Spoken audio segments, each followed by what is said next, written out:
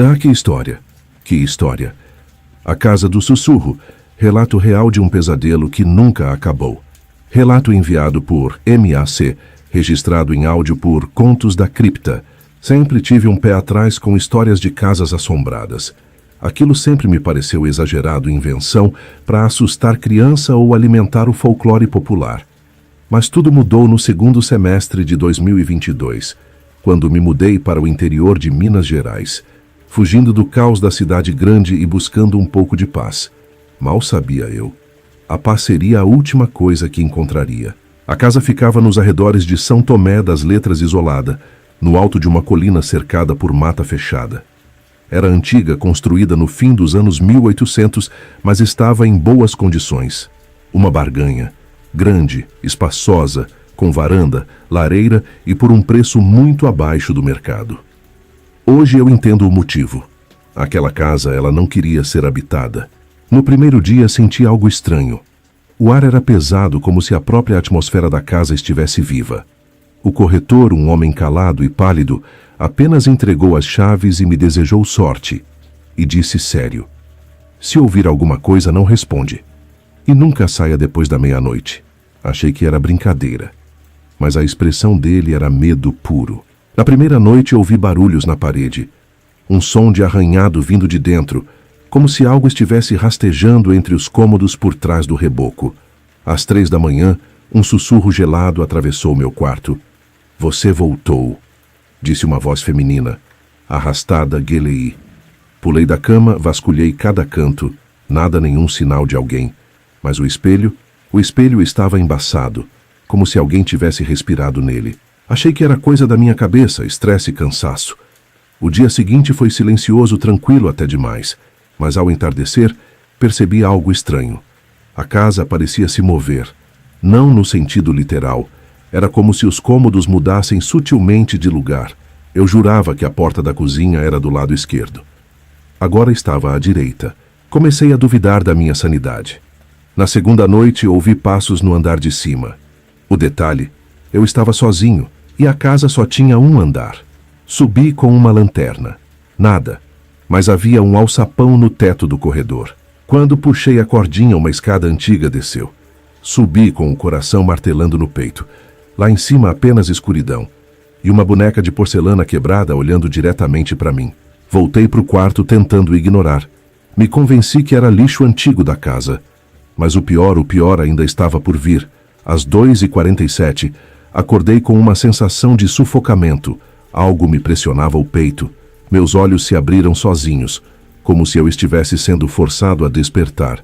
E no canto do quarto vi uma mulher, pálida, de vestido preto, o rosto coberto por um véu, e ela sussurrava: você me deixou aqui sozinha. Travei. Não consegui gritar nem mover um músculo. Apenas ouvia sua voz invadindo minha mente, como um eco vindo de 1000 lugares ao mesmo tempo.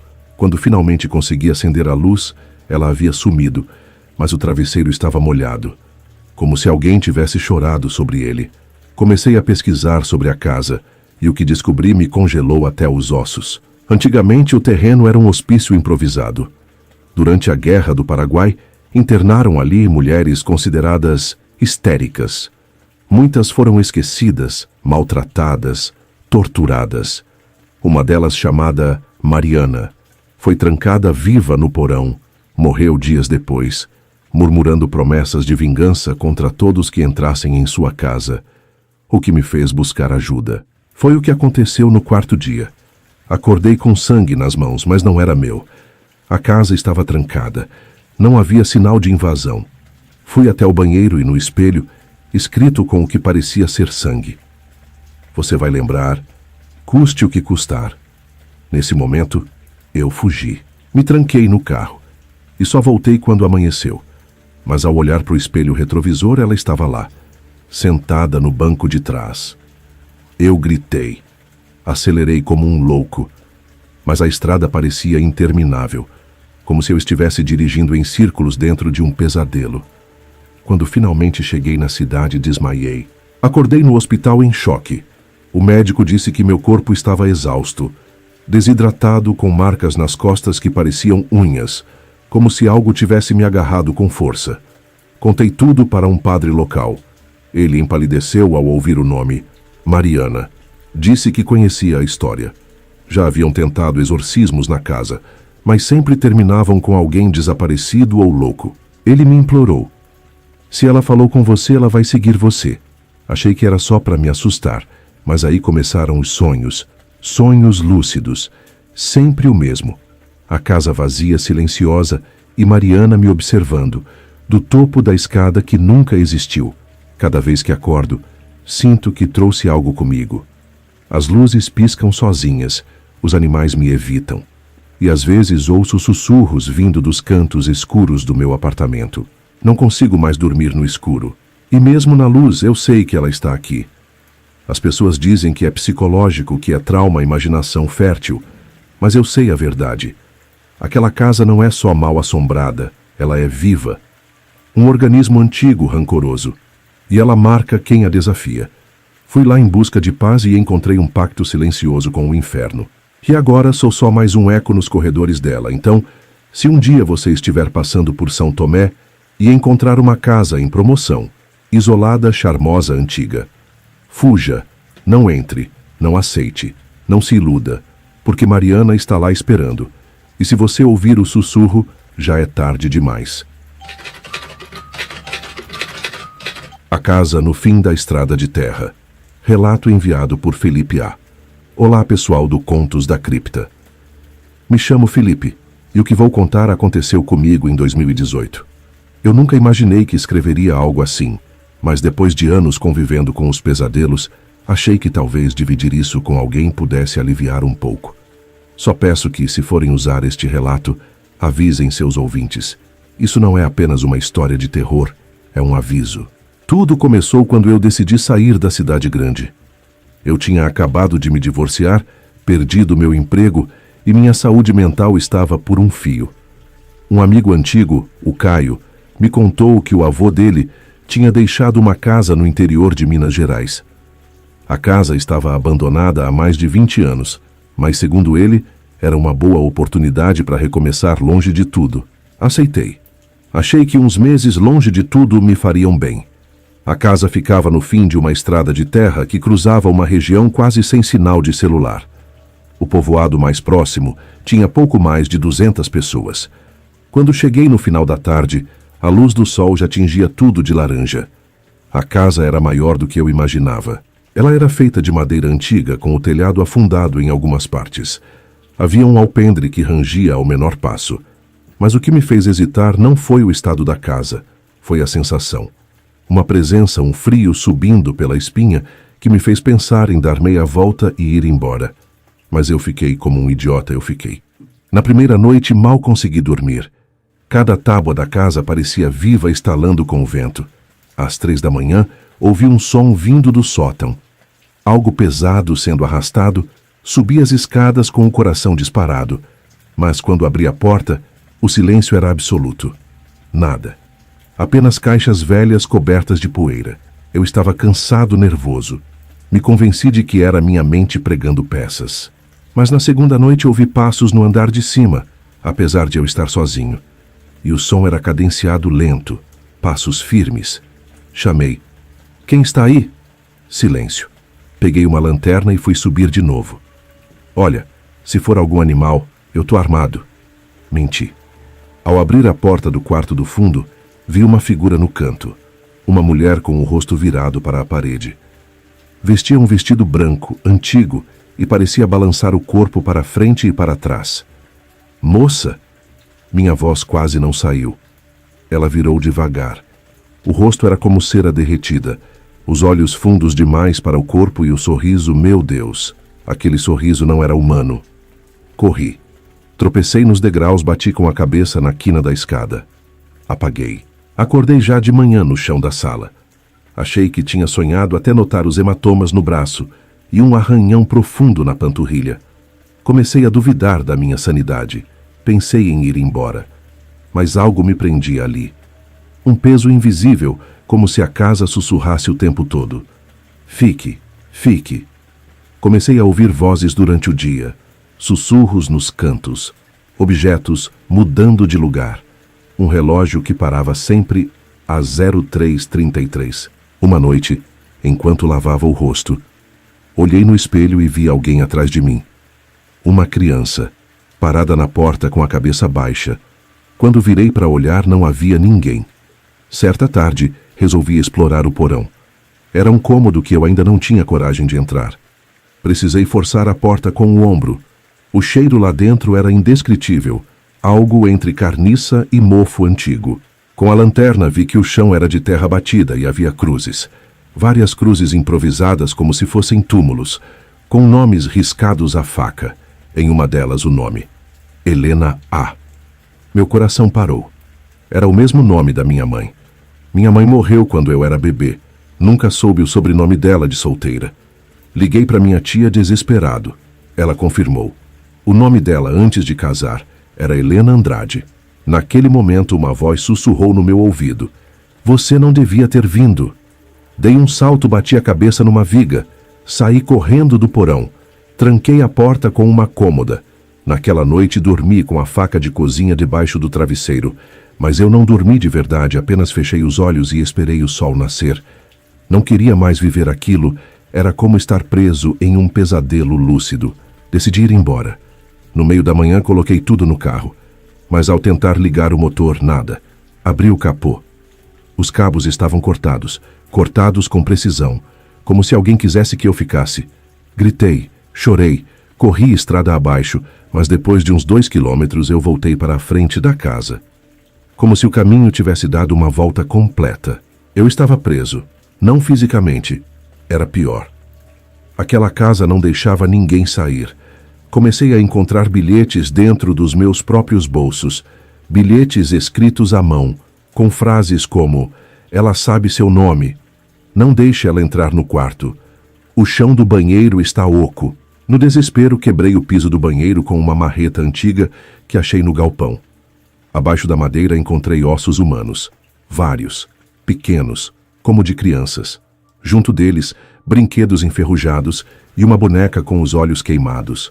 Algo horrível tinha acontecido ali. Uma noite ela apareceu de novo. A mulher. Mas dessa vez, ela estava deitada ao meu lado. Quando abri os olhos, ela sussurrou: "Você já é parte da casa." Gritei tão alto que perdi a voz. Desmaiei de novo. Na manhã seguinte, alguém bateu à porta. Um homem, velho, com roupas de padre. Disse que morava ali perto e que sentiu algo ruim naquela casa. Mostrei tudo a ele. Os túmulos, os bilhetes, os ossos. Ele empalideceu.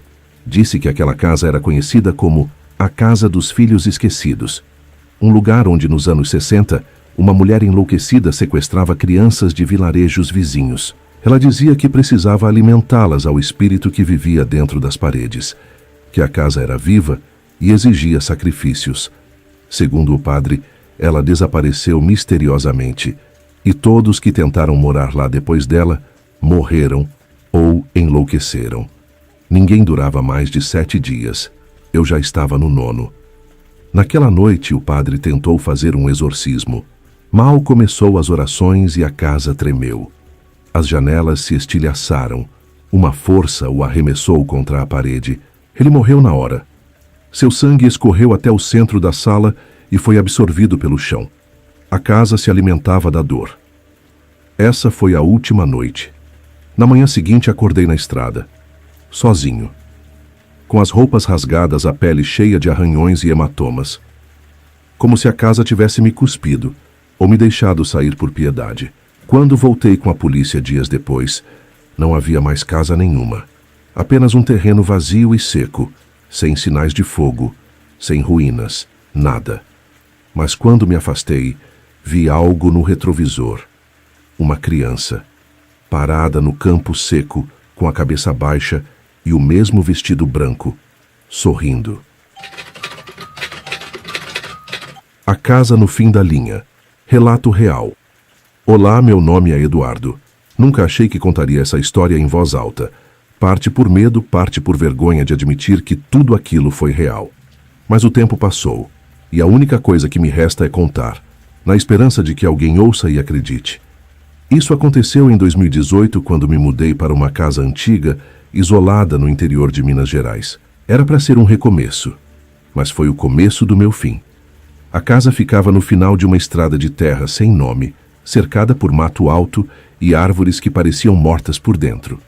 Era uma construção centenária de madeira escura, com janelas altas e um alpendre coberto por folhas secas.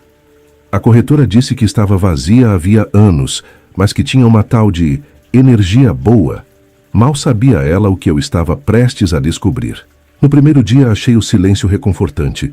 O único som era o canto das cigarras e o farfalhar das árvores, mas à noite a casa parecia se transformar. Os estalos do assoalho soavam como passos, e havia uma sensação estranha, como se alguém observasse tudo de algum lugar. O ar ficava pesado. E o relógio? Parava sempre às 3h15. Na primeira semana tentei me convencer de que era tudo psicológico. A solidão, a mudança, o isolamento. Até que uma noite, enquanto preparava café, ouvi com clareza alguém chamar meu nome no corredor. Eduardo, larguei a xícara que se espatifou no chão. Corri até o corredor com uma faca na mão. Nada. Nenhuma alma viva.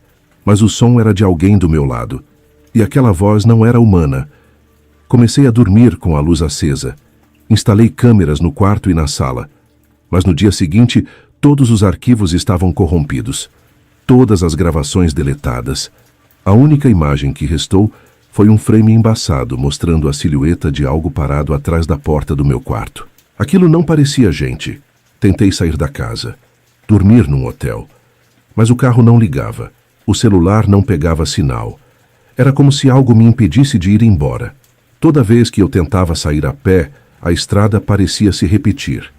Caminhava por horas e voltava sempre ao mesmo ponto, como se estivesse preso dentro de um círculo. Comecei a ouvir batidas na parede. Sempre 3. Sempre do lado de fora do quarto. E toda vez que eu abria a porta, não havia nada. Até a noite em que resolvi não abrir. As batidas começaram mais fortes. 3, depois mais 3 e mais 3. Até que a parede rachou. E ouvi aquilo sussurrar. Não saia daqui, entrei em pânico. Tranquei portas e janelas. Desenhei cruzes com sal grosso, acendi velas, lembrei das coisas que minha avó dizia, rezas antigas, palavras que, segundo ela, afastavam aqueles que já não pertencem a esse mundo. Comecei a rezar em voz alta, e pela primeira vez, a casa ficou em silêncio. Mas aquilo não foi embora. As manifestações pioraram. Objetos se moviam sozinhos. O espelho do banheiro rachou ao meio enquanto eu me barbeava. Um dia, encontrei uma boneca antiga embaixo da cama, de pano, costurada à mão, com olhos de vidro e um sorriso costurado com linha vermelha. Eu nunca tinha visto aquela boneca antes. Joguei no fogo. Ela gritou. Sim, ela gritou. Um grito agudo, de criança misturado com algo gutural e inumano. As chamas não tocaram o pano. Ela não queimava. E depois daquele dia, comecei a ver ela. Uma menina, sempre de costas, com um vestido branco sujo, parada no canto do corredor ou ao lado da minha cama.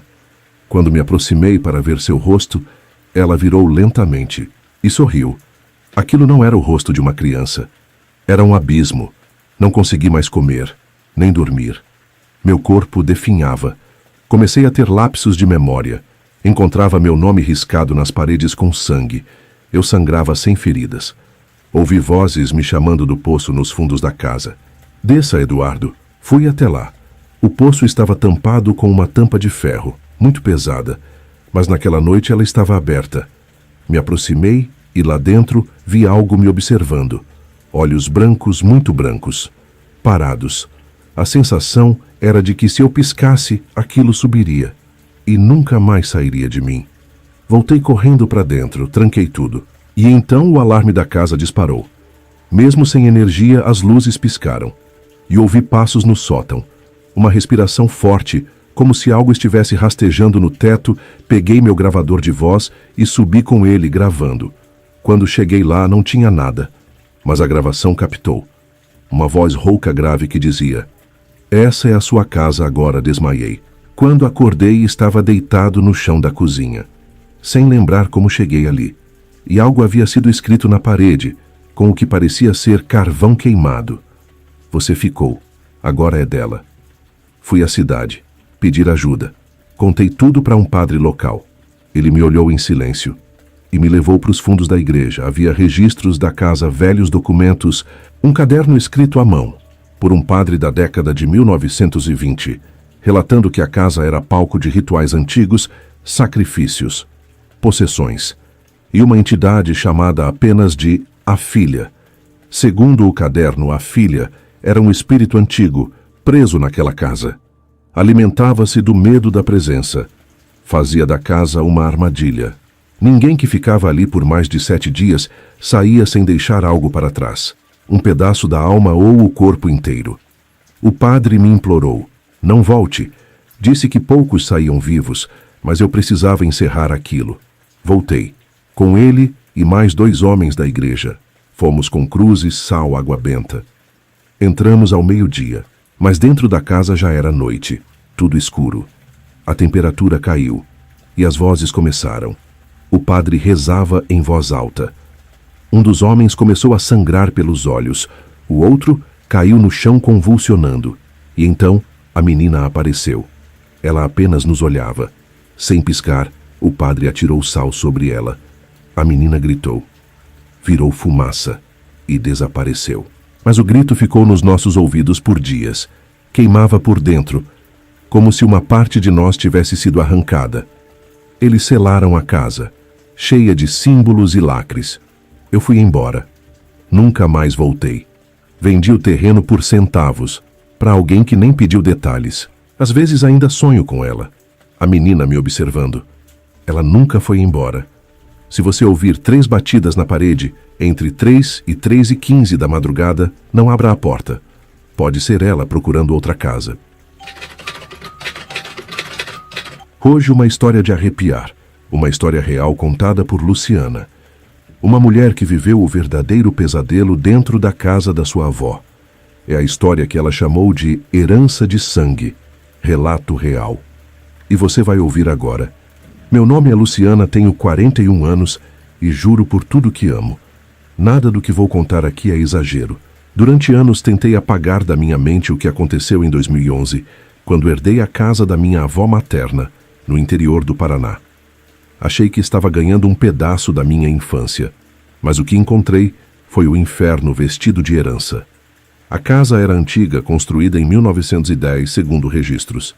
Minha avó viveu lá por décadas e morreu sozinha aos 91 anos. Meus pais sempre evitavam falar sobre ela, como se fosse um assunto proibido.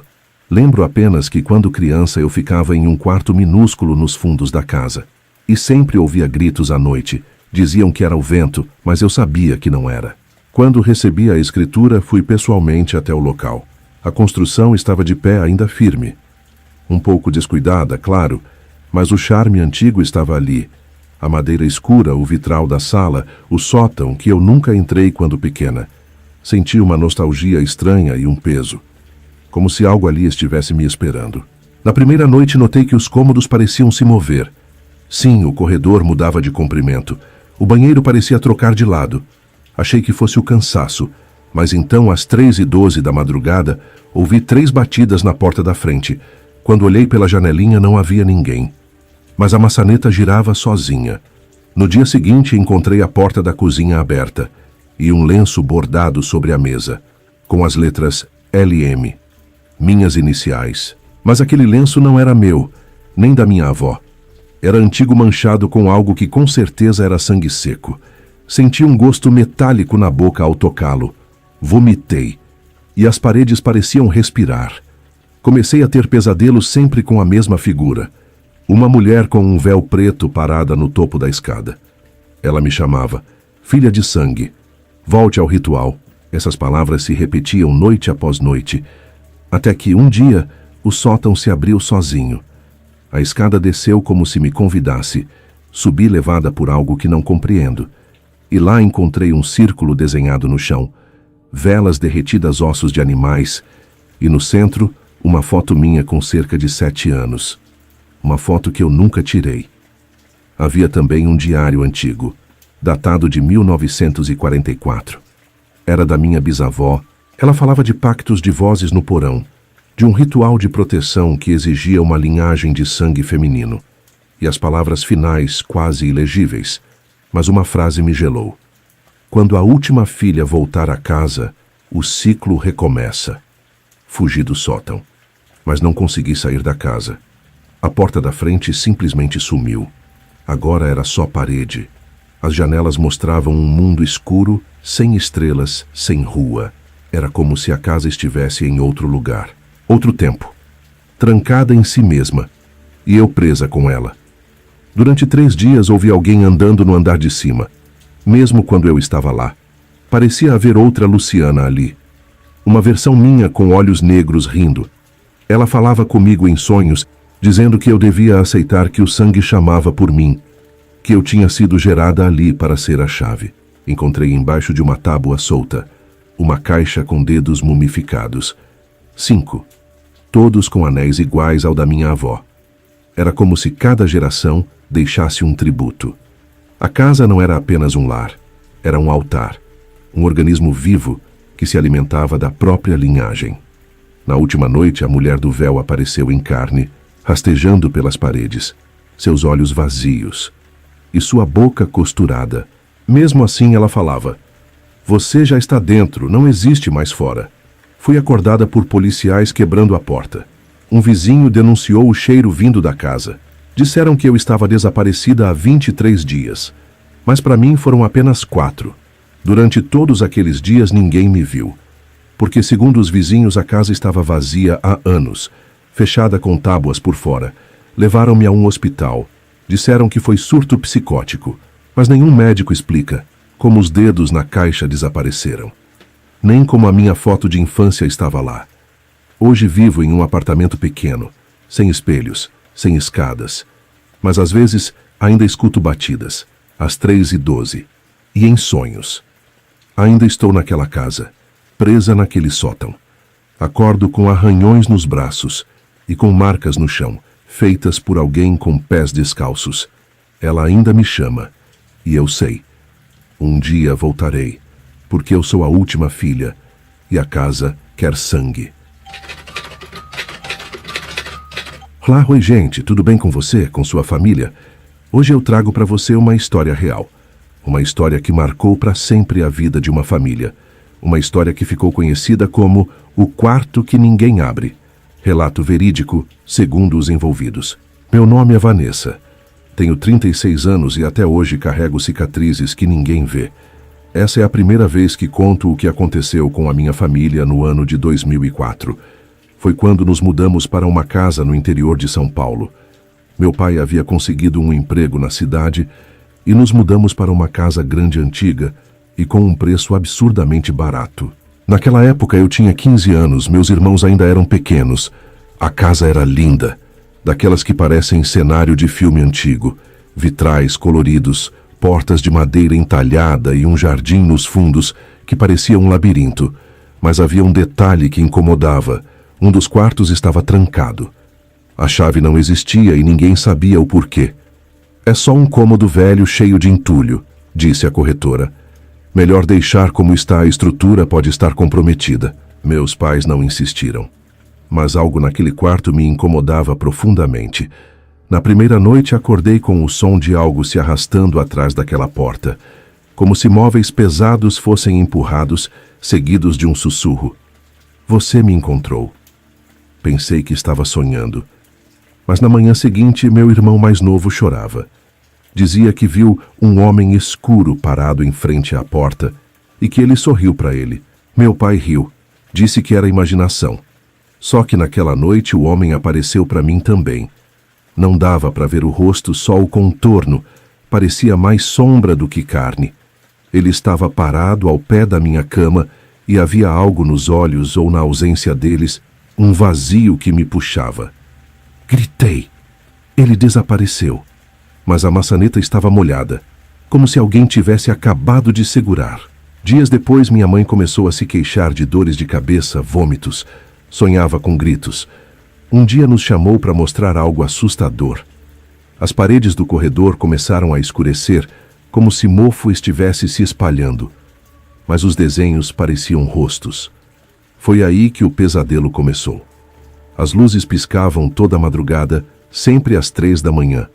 Objetos desapareciam, cadeiras se arrastavam sozinhas, e o quarto trancado começou a bater sozinho, como se alguém lá dentro estivesse tentando sair. "Ah, vocês precisam me ouvir", sussurrava uma voz fina feminina de dentro do quarto. Tentamos arrombar a porta.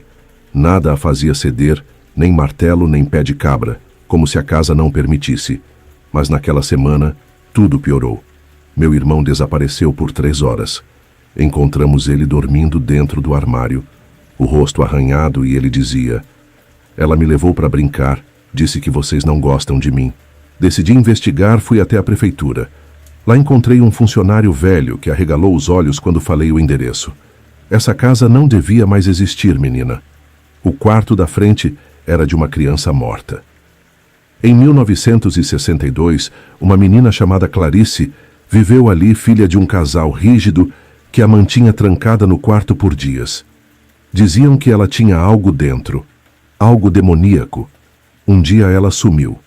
O quarto foi fechado com correntes. Os pais morreram dias depois, a casa ficou vazia por décadas. Voltei para casa com um peso no peito. Nessa noite tudo desmoronou. As portas batiam sozinhas. A TV ligou sozinha. Passava uma fita preta e branca com uma menina parada olhando para a câmera. Era Clarice. Ela estava dentro do quarto, agora eu sabia. Mas era tarde demais. A porta finalmente se abriu. E o que saiu de lá não era humano. Era Clarice, mas não como criança. O corpo era de uma menina, mas o rosto velho, podre, cheio de vermes. Os olhos negros e fundos. Ela andava com o pescoço torto, arrastando os pés. Meu pai tentou segurá-la. Ela o tocou no peito e ele caiu morto, sem pulso, como se tivesse sido esvaziado por dentro. Corremos, pegamos o carro e fomos embora. Nunca mais voltamos. A casa foi lacrada, mas meses depois soube que outra família entrou. Duraram 4 dias. O pai foi encontrado trancado no mesmo quarto com as unhas arrancadas. Escreveu com o próprio sangue na parede. Ela acordou. Hoje ainda acordo às 3, suando frio. E às vezes escuto 3 batidas na porta do meu quarto. Sempre às 3:03. Sempre exatas, sempre esperando. Clarice nunca esquece. E essa foi a história de hoje. Se você tem um relato, uma história, envie pra gente. Porque aqui você já sabe o mistério. Não tira férias.